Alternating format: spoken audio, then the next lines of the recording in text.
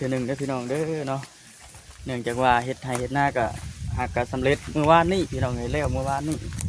และหลังจากที่แล้วเมื่อวานนี้ก็แม่นมาเฮ็ดลุยงานโตมากับบ่จิตเพิ่นเนี่ยพี่น้องเนาะอาจารย์ใดก็ฝากเข้าไปติดตามช่องใหม่เพิ่นเด้อพี่น้องเด้อเนาะทางบ่คำก็เห็นอยู่พี่น้องเรื่องราวที่ว่าช่องเพิ่นถือกันปิดกั้นหรือว่าปิดสถานการณ์นั้นได้ว่าซั่นซะก็มีแต่ว่าจังใดมีแต่ว่าเป็นกำลังใจให้เพิ่นและพี่น้องเนาะทำบ่คำก็ได้แล้วก็ฝากทางพ่อแม่พี่น้อง FC เข้าไปเป็นกำลังแรงใจให้เพิ่นเด้อพี่น้องเด้อเนาะเดี๋ยวว่าสู้ไปนี่แหละFCเพิ่นนี่กินข้าวเด้อFCทั้งหลายกินข้าวลึกดีเนาะเป็นในใดหลังจากที่ว่าทางบ่คำบ่ได้เห็นมาหาทางทีมงานเพิ่นมีข่าวดีแจ้งหลายอย่างอยู่บ่โดยมีหยังในอันปัจจุบันนี้นะเสาเฮือนแน่โดยโอ้ห้องน้ำนี่กำลังสิดำเนินเนาะโดยแล้วก็รถไถโดยเสาเฮือนห้องน้ำรถไถโดยรถไถมันแจ้งนี่รถไถนี่ทั้งอันตู้ชิดเนาะโดยเสาเฮือนกับตู้ชิดเสาเฮือนนี่กับตู้ชิดห้องน้ำหรือบาบอสห้องน้ำนี่ทั้งบาบอสโดยคือปัจจุบันนี้นะข่าวดีกำลังหลั่งไหลเข้ามาพี่น้องเนาะแต่ว่าเราก็ต้องรอลุ้นเบิ่งอีกว่าสิเป็นมื้อใดก็มีแต่ว่าติดตามเบิ่งนั่นแหละพี่น้องเนาะ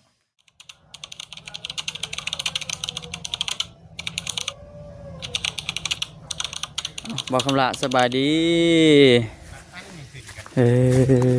เนาะบ่ได้มาแต่หึงเด้อเป็นได้ห่างหายไปหลายที่ตึบนอดอยู่สมมันเจ้าต้องถามค่อยเนาะเป็นได้กินหอดอยู่เพื่อนพี่น้องป้าแต่มาแบบนี้มายังอันนี้ไม่ไผ่ชอยนี่นะชอยเฮ็ดยังอันนี้นะบางคนละปลูกของน้ำโอ้นี่เฮ็ดของน้ำมารอบนี้พี่น้องไงเนาะอยู่ที่อันดินบ้านบ่าวคำละกำลังอันเสียนปรับปรุงเฮ็ดห้องน้ำนี้บัดนี้โอ้คักดีพี่น้องคนอื่นก็มีแต่ว่าทักทายสบายดีเด้อพี่น้องเด้อนอนดนแล้วบ่คำว่าได้เข้ามาก็ได้เห็นอยู่คลิปทีมงานเพิ่นเข้ามาก็ได้มีเห็ดหมูแดงนะโอ้หมูแดงเนาะจะเลี้ยงไว้บ่นี่บ่ไปเบิ่งดูฮะมาฮอดแล้วก็เลาะเบิ่งพาทางพ่อแม่พี่น้องขี่เลาะเบิ่งก็ขุดเองบ่นี่บ่คำละพ่อระบ่ได้ไว้ได้โอ้บ่ได้มีน้ำมีหยังเนาะปอดเถอะขุดความลึกมันนี่ได้แล้วบ่ซั่นนี่ได้แล้วความลึกมันนี่สิได้แล้วมีแต่ว่าส่วนอันนี้ขึ้นหั่นเนาะใครดอกขุดยามนี่มันดินอ่อนขุดผู้เดียวบ่บ่ได้ผู้ใดมาขุดนัดซอยบ่ไปพ่อมาซอยหมูแดงนี่ใครแต่ว่ามันบ่มีน้ำมีในจะเจือจักมือนี่จะขุดนี่ทีวีให้ขุดเลิกมือเดียวถึงลงไปกับลงไปห่างกับดีสองมือลงไปเป็นกับปะเลยบริชวนจะหน่อยยังจะชวนเบิดอยู่แล้วว่าชวนเบิดอยู่ผักเนาะมารอบนี้ปะพาFCเลาะชมเบิ่งมื้อนี้นะลูกชายโทนเจ้าไปทางไหนฉันไปลิ้นมาฮอดมาถึงแล้วก็นี่แหละพี่น้องเนาะมื้อนี้นะบ่คำได้อันออกมาข้างนอกพี่น้องแม่นอันอยู่ที่บ้านที่เฮือนบ่าวคำลาเพิ่นทักทายสบายดีเทื่อนึงเด้อพี่น้องเด้อเนาะเนื่องจากว่าเฮ็ดไร่เฮ็ดนาก็หากก็สำเร็จเมื่อวานนี้พี่น้องแล้วเมื่อวานนี้และหลังจากที่แล้วเมื่อวานนี้ก็แม่นมาเฮ็ดลุยงานโตมากับบ่จิตเพิ่นเนี่ยพี่น้องเนาะอาจารย์ใดก็ฝากเข้าไปติดตามช่องใหม่เพิ่นเด้อพี่น้องเด้อเนาะทางบ่คำก็เห็นอยู่พี่น้องเรื่องราวที่ว่าช่องเพิ่นถือกันปิดกั้นหรือว่าปิดสถานการณ์นั้นได้ว่าซั่นซะก็มีแต่ว่าจังใดมีแต่ว่าเป็นกำลังใจให้เพิ่นและพี่น้องเนาะทำบ่คำก็ได้แล้วก็ฝากทางพ่อแม่พี่น้อง FC เข้าไปเป็นกำลังแรงใจให้เพิ่นเด้อพี่น้องเด้อเนาะเดี๋ยวว่าสู้ สู่ๆไปนี่แหละ คนมีพาเดียวรีทนทางเลยเด้อมาเข้ามาแม่รถมาได้น่ะ เฮ็ดหยังเด้สิตำหุ่งบ่ตอนเที่ยงนี่ โดย เออ พาเดียวเข้ามาอยู่ไหน มาบาทที่นี่นะมีกระต๊อบได้พี่น้องเอ้ยเนาะ อยากเข้าอยู่ ฮะ อยากเข้า หิวข้าวเลยเฮ็ดหยังกิน มีหยังกินเช็ดหยังกินนะ มี จะเช็ดหยังกิน ของป่าแล้วมัน ของปลามุกเฮ็ดปวกห่อสมเฮ็ดปวกก็ยังไง บ่ ไม่ยัง เบิ่งน้ำเดียว เบิ่งดู นี่หมูป่า มุกหมูปลาว้าวมุกหน่อไม้โอ้ยสมหน่อไม้มันก็คักอยู่นี่กินยืนกินอยู่นี่เลยนี่ โดย บ่ได้มีบ่นั่งบ่หยังบ่หาบ่นั่งกินจุ๊บเจือเด้ ยืนเลย ยืนกินลงแข้งลงขาบ่ โดย มาเด้อพี่น้องเด้อทางบ่าวคำลาเพิ่น กินลายกินข้าวกินน้ำเด้อ กินข้าว โดย แบบง่ายๆเลย โดย มันจักมุ้งเลยนี่เบิ่ง ให้กินข้าวเช้าเลย หากะกินข้าวเช้านี่12:00 นบ่ายโมงได้นี่12:00 น57 นาที ไปเรียกมาแล้วไปกิน เธอ บ่กินเช้าตอนเช้าน่ะ3คำ จังหน่อยจะกินนั่นนํกันอีก โดย มื้อนี้บ่ค้ำกันเอาของเด็ดมาอยู่นี่มีแต่ว่า ไม่อยาก บ่พอบอกแล้วเนาะคิดว่ามนุษย์ใต้ดิน มนุษย์ใต้ดินแม่นยัง ถ้าได้จะสิบอกซะ เอาแล้ว มื้อยังมนุษย์ใต้ดินบัดมนุษย์ใต้ดินเนาะ โดย มีแต่ว่าแค่นว่าให้มันคักมันแน่นะแค่นว่าตอนสิกินนี่เจ้าตู้ไผ่ตีบักพริกตำแจ่วเด้อพอข่อยบ่ได้เอามาแจ่ว มีแล้ว มีแล้วบ่ โดย มีแล้วโอเคฉันจะน้อยหาทางวันจิตเพิ่นมาเอารมณ์ก่อน ไม่งั้นดอกวะ หืม คือกดจีพริกตำแจ่วนี่มันหยังวะ หาโมเมนต์สินะข่อยบอกเลย เอ้ยชมแล้วบ่บ่เฮ็ดจักดีเนาะเจ้าเนาะเฮ็ดอยู่หนักมักเนาะ โดย ของมักเอิ้นมันเอซีเพิ่นเด้ กินข้าวเด้อเอฟซีทั้งหลายกินข้าว ลึกดีเนาะเป็นในใดหลังจากที่ว่าทางบ่คำบ่ได้เห็นมาหาทางที่งานเพิ่นมีข่าวดีแจ้งหลายอย่างอยู่บ่ โดย มีหยังในอันปัจจุบันนี้นะ เสาเฮือน เสาเฮือนแน่ โดย โอ้ น้ ห้องน้ำนี่กำลังสิดำเนินเนาะ ำโดยแล้วก็รถ รถไถ โดย เสาเฮือนห้องน้ำรถไถ โดยรถไถมาแจ้งมื้อนี้ รถไถนี่ทั้งอันตู้ชิดเนาะ โดยเสาเฮือนกับตู้ชิด เสาเฮือนนี่ก็ตู้ชิด ห้องน้ำแล้วบอส ห้องน้ำนี่ทั้งบาบอส โดย คือปัจจุบันนี่นะข่าวดีกำลังหลั่งไหลเข้ามาพี่น้องเนาะแต่ว่าเฮาก็ต้องรอลุ้นเบิ่งอีก โดย ว่าสิเป็นมื้อใดก็มีแต่ว่าติดตามเบิ่งนั่นแหละพี่น้องเนาะ โดย แต่ว่าจุดสำคัญมื้อนี้นะแม่นทางตู้ชิดเพิ่นมาแจ้งเรื่องรถไถ โดย พอได้ยันเฮ็ดเวียก โดย สิได้ยามให้ยามหน้าแล้วเขาได้น้ำกัน ช่วงเกี่ยวเขาว่าซั่นซะเนาะ โดย พอได้ไปรับจ้างแก่เขาวแก่น้ำให้กับเจ้าแก่ขึ้นเหล้าขึ้นเนียป๊าดบุเพ็ดเนาะ เฮ็ดอยู่ บุเพ็ดดอกเบิ่ง กัดกินโอ้มาเลย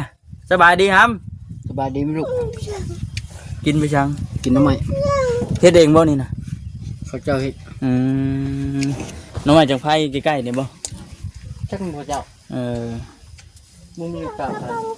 เอากินเดี๋ยวค่อยสิรอเบิ่งรอบๆนี้ก่อนเด้อ โดย แล้วจังสิมาเบิ่งน้ำหลังมาอบรมกันน้ำหลังอีก ใช้ปลากระป๋องใช้ถ้วย เออ เดี๋ยวกับติ๊กข้าว คนน้อยก็ยังไม่ทันได้กินข้าวจำเนาะอยู่แบบสบายบาดเทอนี้โอ้บางคำละมีบอนผักบอนเศร้าคือปัจจุบันนี้นะแมนได้มาอยู่ที่ทางของตัวเองแล้วเรื่องหน้านี่ก็แมนสำเร็จเลยเนาะแล้วบาดนี่ปัดโถสบายครับเอฟซีหลายท่านก็คือจะเห็นเลยล่ะพี่น้องแต่ว่าบอกคำหักกันมากกับเบิ้งรีวิวให้กับเอฟซีเบิ้งก่อนหยุ่มนี่เด้อน้ำก๊อกไม้นี่เด้อ อยากลองน้ำก๊อกใหม่อันบ่คำละ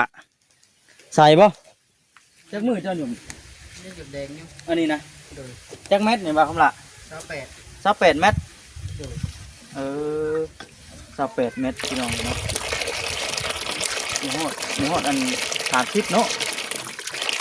มันจะเต้าบ่ได้ ฮะ มันจะเต้าบ่ได้ เอ้าคือว่าครับ ค่าหินดาน โอ้มันคล้ายดินดานน้ำนี่ลายอยู่น้ำเนาะน้ำนี่ลายพี่น้องนี่กันว่าพูดแหละบัดช่ว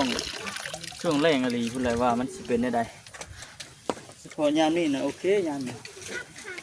โบต้องเป็นห่วงยามนี่พูนบัดยามแรงคุณพี่น้องเลยเนาะเอามีแต่ว่าเบิ่งไปก่อนเห็นอยู่ในอันคลิปของทีมงานเพิ่นมาเจาะมาถ่ายมันนั่นก็ป้าเจาะบ่เจาะถึกช่วงฝนตกลิ้นเนาะเห็นพี่น้องเอ้ยตอนนั้นนะฝนตกลิ้นก็บ่ได้อยู่บ่ได้เช้าบ่ได้หยุดบ่ได้หย่อนลุยสมว่าสายลุยดิสายบุญสายลุยก็ว่าแม่นสู่ซนอุปสรรคอีหยังก็บ่ยอมนะว่าง่ายๆก็ได้เฮ็ดไปบัดที่นี่นะโค้งมาตรงนี้เดี๋ยวสิเปิดเบิ่งนี่เด้อนี่มันลักเชียงกันอุตสาห์ไว้นี่จังโอ้คักบนอยู่บนนอนแล้วนี่เนาะคักเนาะ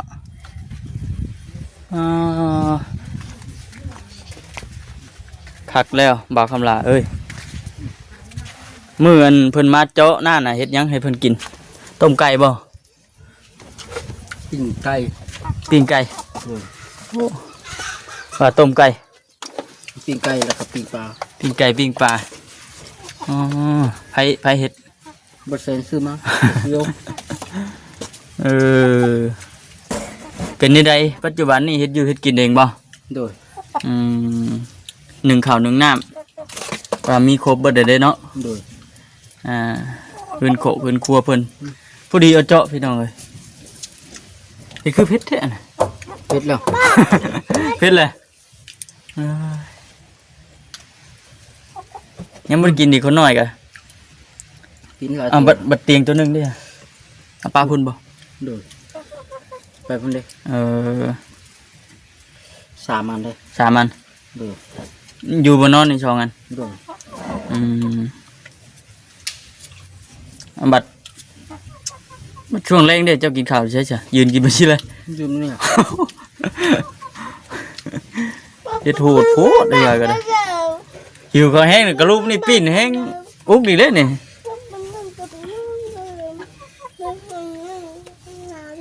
เลี้ยงไก่ตัวหนึงแซ่บบ่ฮะนุ่งเสื้อทั้งหลังทั้งหน้าแล้วบัดนี้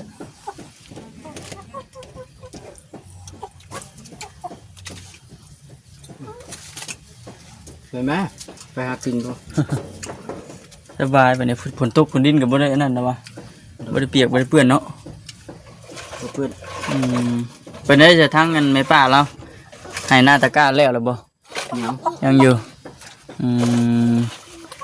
ได้ไปทั้งพูดอยู่บ่ผมมือนี่ ไปอยู่ ช่วงทีมงานเมื่อช่วงว่างๆก็แม่นไปซอยเวียกเพิ่นทั้งนั้นเนาะ แบบไปยังหิน เอาไปดิน โดย อืม เพิ่นผู้คือจำหน้าอยู่ครับ โอ้เพิ่นขึ้นไปดำนาเลยครับพุ่น โดย แสดงว่าเพิ่นบ่ได้อยู่นี่บ่ใช่ บ่ ดำนาพุ่นแล้วจังมานี้เนาะ แล้วล่ะ แล้วแหละ โดย บ่ได้เข้ามาแต่เฮ้อบ่คำกันตั้งแต่ผู้ล่าสุดนี่แม่นมือฝนตกแห้งมื้อนั้นเนาะ โดย มือฝนตกแห้งมื้อนั้นบ่คำก็บ่ได้มาเลยพี่น้องเอ้ยเนาะเพราะว่ามื้อนั้นน่ะแม่นฝนตกแล้วก็แม่นมีน้ำมีในดำให้ดำนากึบดำให้ดำนาบ่าวคำลาจนกินฮอดหยุดยันบ่าวคำลาลืมอยู่เห็นบ่ลืมเนาะเจ้าเนาะ โดยเบิดแล้วพอละ โอ้กินแบบง่ายๆหน่อไม้อันมุกห่อสม โดย ห่อหนึงเธอบัดน้ำใส่น้ำซอยได้จ้ะ เอาอันใด บ่อันใส่ในล่างนี่ใช่น่ะ ล่างอยู่พุ่นเลย ล่าง แบบ โยกไว้แล้วก็ล่าง ง่ายๆสบาย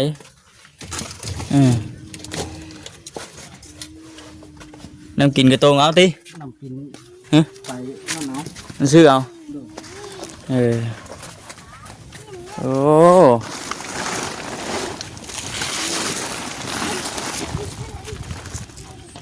คักชอบกระสานบ่นะ โดย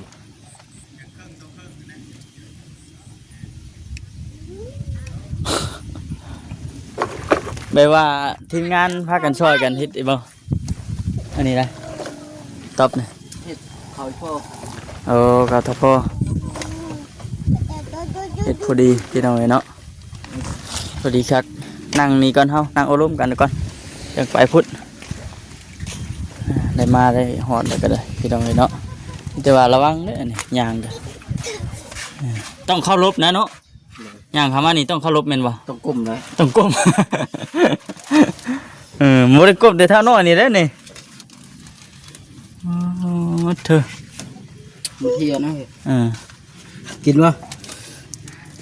เรายังบ่อิ่มจักป้อนไหม ไม่ตัดใจ ใส่ บ่ได้อันไปหาเฮ็ดหาหยอนบ่ ไปไป เนี่ยว่าแถวนี้เอ้าช่วงนี้เฮ็ดปวกออกได้อันบักขาวหลาเอ้ย อ่ะ เฮ็ดปวกเด้นี่เฮ็ดปวกจิก กิ น่ะ นอยู่เพื่อน ไปกินอยู่พุ่นบ่ นายเทียว ไป ไป อังไดบาด นายเทียวนายเฮือน ต้องหมดเลย จกบ่ได้งานนี้บักขาวหลาต้องป้อนด่วนเลย อย่าเผายุบ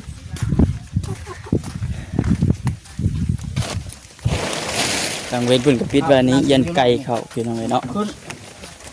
ถือว่าสะดวกสบายกว่าแต่ก่อนหลายพี่น้องเนาะวนอยู่บนเสากับมีหลังจากที่ว่าทางผู้หลักผู้ใหญ่เพิ่นซอย เจือ แต่ก่อนน่ะ FC ก็คือสิฮู้ดีเนาะเพราะว่าตั้งแต่ใดมาแล้วก็อยู่แบบบ่ได้มีรักมีแรงว่าซั่นซะบ่จักจุด กินเองอัดกินอิ่มเลยอัดเด้อนี่ยินบ่พอป่ะ นี่ยินป่ะ ไม่อัดได้หรอ กินอิ่มแล้วบ่อัด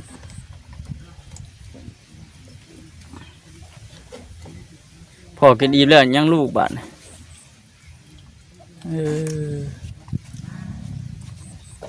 ไม่สนเลยว่า ตั้งแต่อันเฮ็ดกระต๊อบนี่ผลห้ามจักเทื่อแล้วนะ อะไรเทื่อละ หลายเทื่อละทดสอบมาหลายเทื่อละ ไม่เกี่ยว ตามที่ได้ยินอันทางประชิดเพิ่นว่าเมื่อกี้นี่ว่าฮะเรื่องข่าวดีนี่ก็รุ่นเบิ่งบัดนี้ทางบ่าวคำลาเพิ่นสิเฮ็ดจังใดเพราะว่ามีบททดสอบได้บัดนี้ โดน เจ้าต้องเฮ็ดให้มันได้เด้บ่าวคำลาเอ้ย ปกติก็บ่ได้หยังเนาะ โดน มีแต่ว่าเฮ็ดให้เพิ่นเห็นนั่นแหละดุมันขยันเป็นคนฮู้ผู้ดีคือเพิ่นบอก โดน ชิวๆบ่ ได้ได้ ได้มีแต่ว่าสู้ๆอดทนเอาไปพูดแล้วไปนั่งดินอยู่พูดแล้วบัดนี้เนาะ โดน นั่งดินน้ำที่งานไปแล้วมันเย็นแน่อยู่พูดทำบ่คำก็ฮอดเวลาเลยสิจบคลิปหน้าคลิปในพูดแหละจังสิได้ยันมานั่งดินโอ้ล้มกันอีกเฮาเนาะโธ่เช็ดจังไดเอาสังกะสีแอมเอาบ่ห้องน้ำนี่เป็นบ่ฮะยังบ่ทันได้ฮู้โอเคเอาสบายดีก่อนสบายดีก่อน สบายดี ไปคลิปหน้าคลิปไหนเจอกันไหมพี่น้องเนาะตอนนี้นะที่จบคลิปก่อนคุณไม่เพิ่นกำลังซอยไปโอเคพี่น้องเลยสบายดีเด้อ